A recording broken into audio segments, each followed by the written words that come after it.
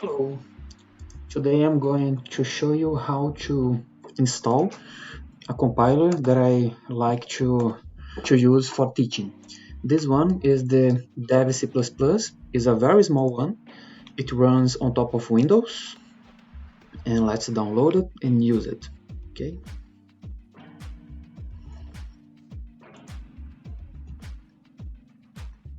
it's downloading.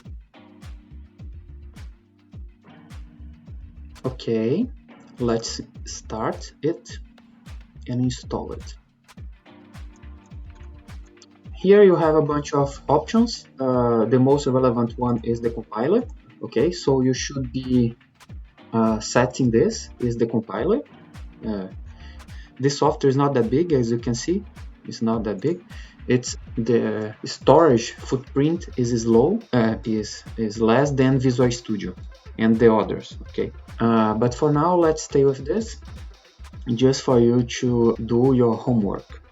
In most of the scenarios, this will be enough. And after that, they are going to set up some configuration. I prefer the color that is more dark.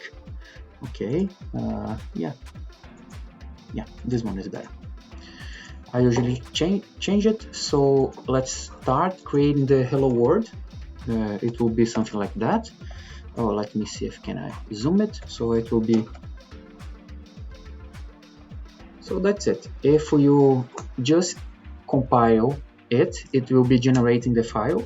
But if you compile and run F11, you'll be having this thing here shown down that where you are going to save your file.